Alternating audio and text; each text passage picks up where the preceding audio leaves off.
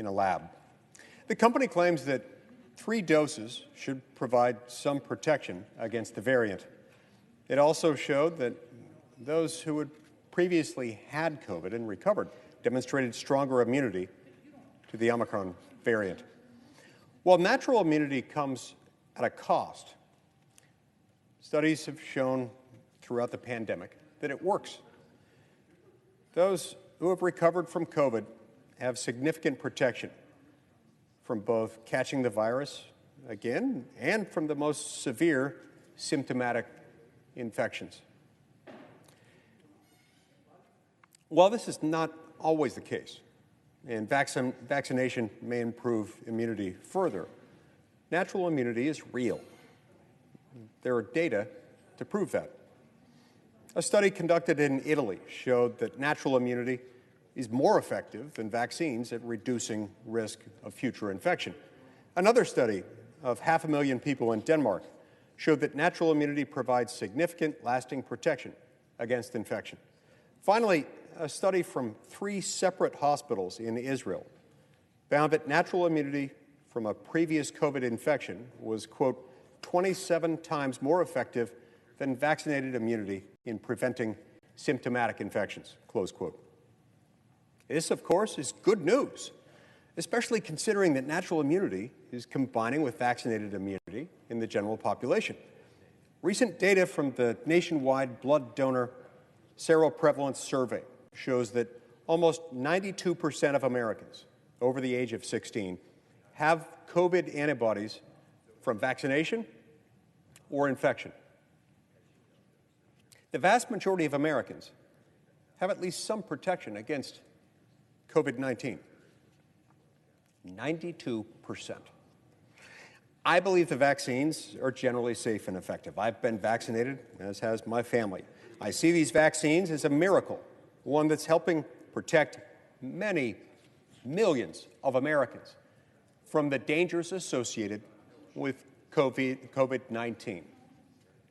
But I also recognize that millions of Americans are separately protected, separate and apart from anything else that might be there, from their as a result of immunity built up through their natural defenses, because they had previously contracted and then recovered from COVID.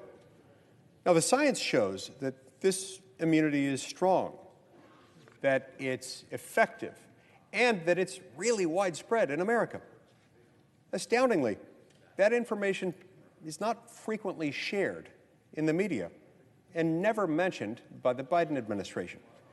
In fact, the administration makes no effort to recognize natural immunity in its mandates or in its formal guidelines. I've asked the Biden administration to provide clarity on its research on natural immunity, as well as meaningfully address the research being conducted by other countries that show natural immunity is strong and effective and valid.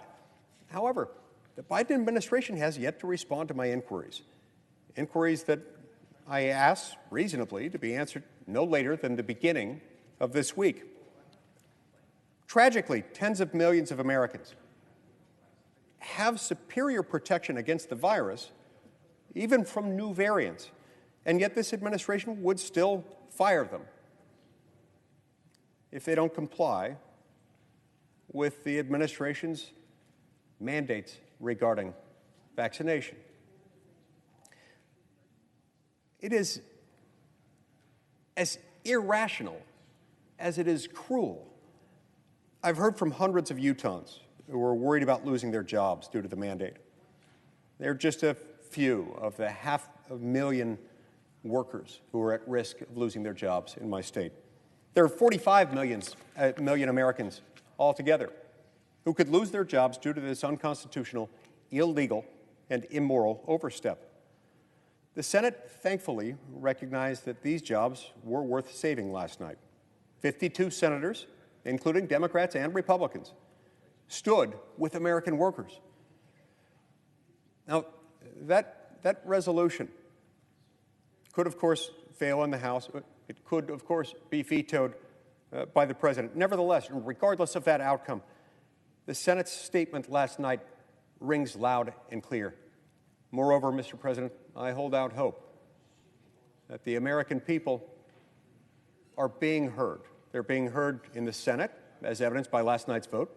They're being heard in the House of Representatives, which will take up this measure in the coming days. I hold out hope that the House, too, will pass this measure, and I implore the President to consider allowing it to become law. But regardless of what else happens, these workers need immediate, real, lasting protection from the threat of the mandates. One way to have a significant portion of these jobs protected is to recognize the benefits of natural immunity. So today I'm offering a bill that would require that federal agencies recognize, accept, truthfully present, and include natural immunity in any regulation. This bill does not say that vaccines are bad or unhelpful. It merely asks the federal government to respect widely available science. I'm glad to be joined in this effort by Senators Braun, Tuberville, and Sullivan, who are with me as co-sponsors. This bill would keep Americans employed and help us beat the pandemic in a smart way. I urge my colleagues to support it.